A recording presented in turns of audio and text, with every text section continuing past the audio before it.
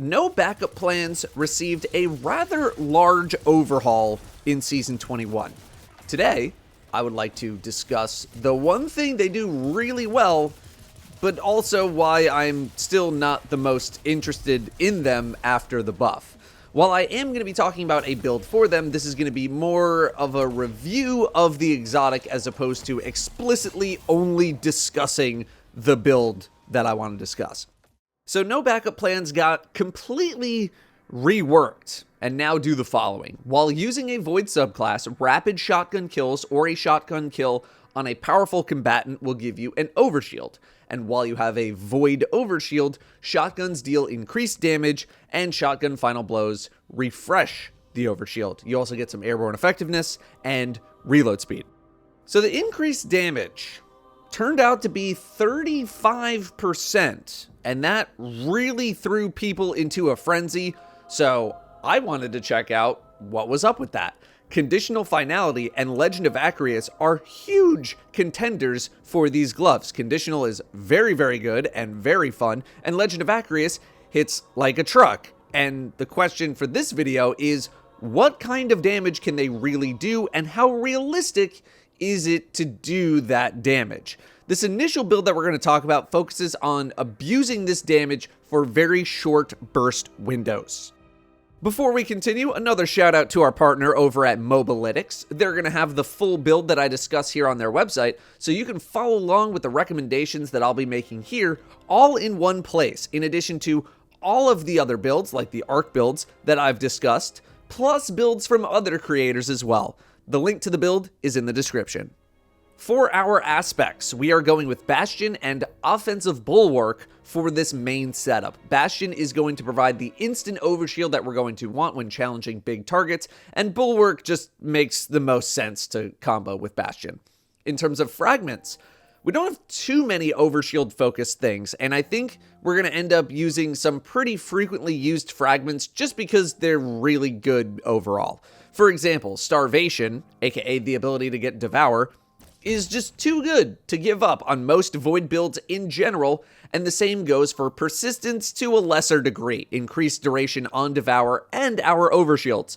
Although, I think this is one you could probably live without in this particular setup because our overshield window only needs to be a couple of seconds. Echo of Undermining pays a very hefty price, but it allows us to debuff our target with Weaken, further increasing the ridiculous damage we're aiming to do, and we can negate a lot of that penalty with Devour-based kills.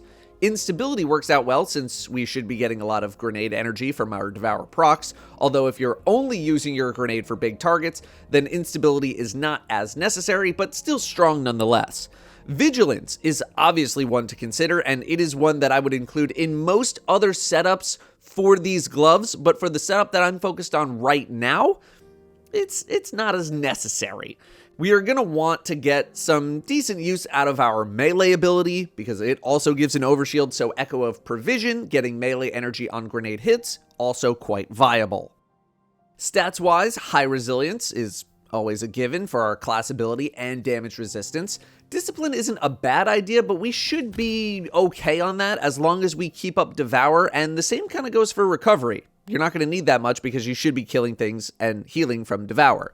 This pretty much leaves Strength as the go-to dump stat, which isn't terrible because, again, our shield throw also generates an overshield based on the amount of targets hit, so high uptime on that is good for us. In terms of mods, it's a pretty standard affair as far as weapon damage focused builds go. Siphon in the helm, some sort of energy restoration and or reload in the arms, resist in the chest, surges in the legs, and your choice in the boots. I think we've done enough build videos at this point that I don't really need to elaborate on something like this, which is pretty basic as far as this setup goes. The game plan is simple. Find a target that looks like it won't take 100,000 damage overkill from a Legend of Acreus shot, and hit it with a Legend of Acreus shot. This is mostly going to consist of champions, maybe some mid-tier content bosses, stuff like that. And when you look at some of the clips that I'm showing now of just insta-giving champions at minus 10 power, I'm 1820, they're 1830, you might think that the setup is pretty good. maybe even better than pretty good. Even in master loss sectors at -20, you can still bop champions pretty easily. Like this clip on a barrier champion, for instance, just keeping in mind that Arc Surge is an active modifier. Oh, wait. No, actually, this clip I had on Second Chance. So, yeah, I was nuking a barrier champion at -20 light with the same setup, except I wasn't using no backup plans. Pretty similar result.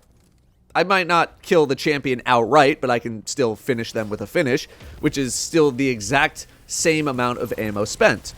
Little bit of a different story on the other champions, and a bit of a different story on bosses, but hopefully you get what I'm trying to say here. There's also some gimmicky stuff that you can do in a group, bursting down mid-tier bosses, some dungeon bosses, and that's all good and fun. But I feel like just showing champions getting insta-gibbed and nothing else doesn't really show the full picture.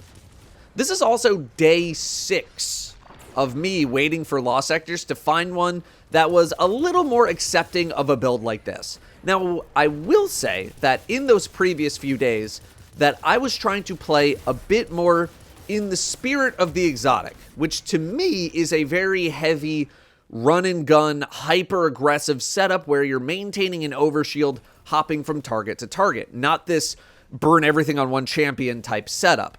I was also not using Legend of Acreus in those tests. I was using Conditional Finality, which is another fantastic weapon given the circumstances. Those previous few days consisted of Bay of Drowned Wishes, which went okay, Aphelian's Rest, which went less than ideal, Exodus Garden 2A, which is definitely a no, Veli's Labyrinth, which was also okay but nothing special, and K1 Revelation, which was mostly fine, actually.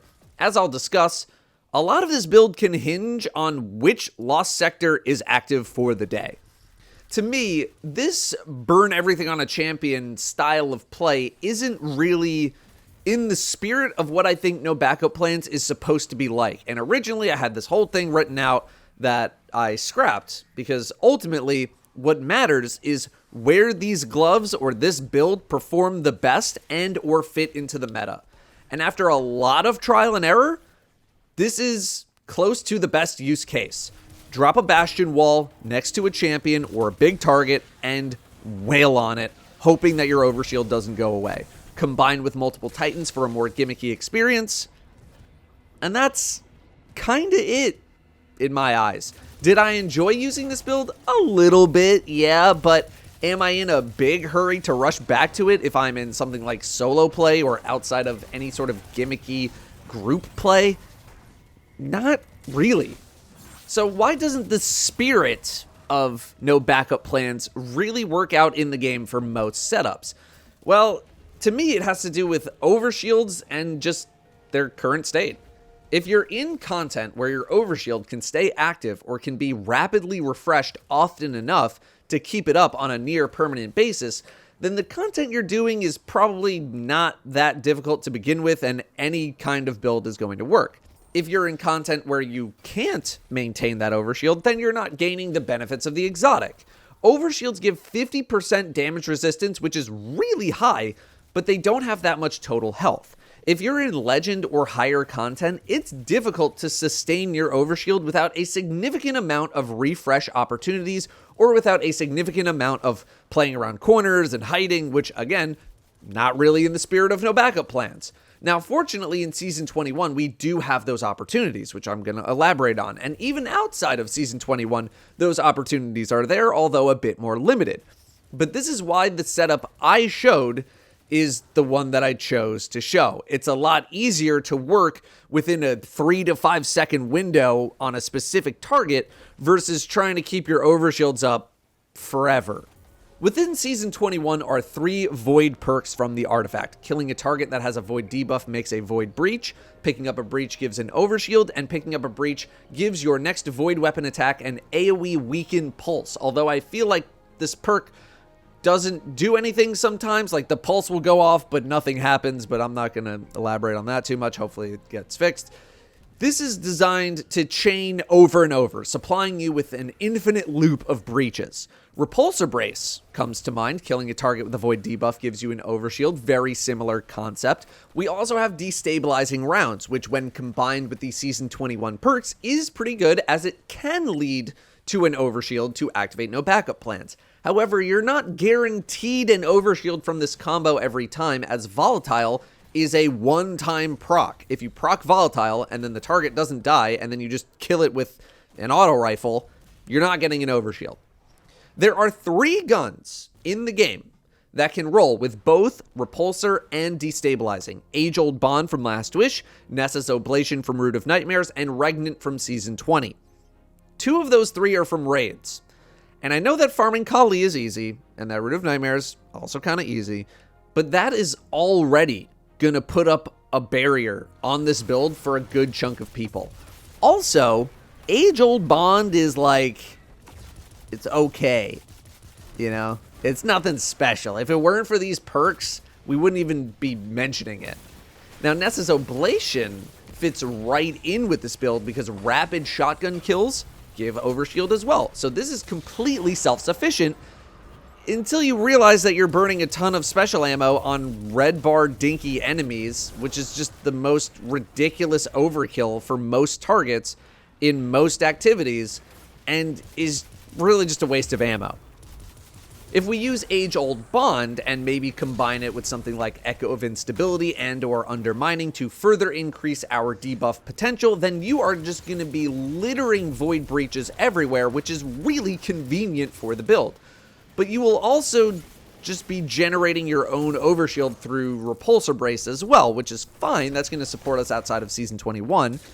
As a result, you are limited to Legend of Acreus or a kinetic shotgun, which isn't the worst thing in the world. Acreus is really great for killing champions. You could do something like Heritage for bopping champions as well with recombination times 10 or something like that. But as we discussed at the beginning of the video, if you are going to use Legend of Acreus, you can just drop a Bastion Wall, stun the champion, activate Trench Barrel, and insta-gib. No breaches needed. Also, Heritage, not nearly as fun, but it does allow you to use a machine gun as a heavy, which is going to be way more helpful more of the time. If you don't have access to Nessa's or Age-Old Bond, then you're left with just Repulsor Brace and a need to supply your own debuffs, which on Titan means a rotation over to Controlled Demo and trying to make as much Volatile happen as possible, which could be considered a completely different build altogether. But in comes the new tech. Last Man Standing, the shotgun from Season 21, can roll with Discord, which is a new perk that does a bunch of stuff that we really don't care about in PvE world, except for one part. Final blows while Discord is active. Refund ammo. So, with Last Man Standing and Discord, we get a primary kill. Just one, that's all you need. Then we switch to this, and we get a bunch of free ammo from our kills, which will generate an overshield to activate no backup plans for even more shotgun damage. And this setup feels the most in the spirit of what no backup plans I think is supposed to be like. Very aggressive, running around, shotgunning everything in sight, maintaining that overshield, and in practice, it does indeed work. But it wasn't something I was very interested in bringing into a Legend or a Master Law sector because of the limitations it placed on the rest of my loadout regarding champions. Although this was a problem not exclusive to Last Man Standing, it was a problem with every setup that I had. In group content, this gets a bit more viability because you can share the burden of champions with the rest of your team, but if you're solo, if you have sectors with a champion combo that's annoying to handle, or a boss that's pretty good at not being hit by a shotgun, then yeah, this setup is not as ideal. So, in conclusion, you can definitely do some fun gimmicky stuff with these gloves in a group of multiple Titans. You can insta-give a lot of targets in the game with one Legend of Acreus shot. You can also go on a killing spree with Last Man Standing, which, now that I'm thinking about, is a very apt name for a gun that pairs with no backup plans. But overall, I was a bit underwhelmed with the experience as a whole. If you're looking for something new or different to mess around with in more day-to-day activities, then I would say that this setup is absolutely going to work out well, no matter how you want to play it. Once you start going into higher level content, then you're probably going to want to skew more towards the Instagib setup, and even then it's going to be on a sector by sector basis. Not every law sector is going to accommodate this build. Group content gets a little bit more of a pass, but if you're running this build on your own, like you're not stacking multiple Titans, you're going to need to play pretty careful to not just be burning revive tokens or anything like that. Feel free to leave your own experiences with no backup plans in the comments. Thank you very much for watching. I'll see you next time.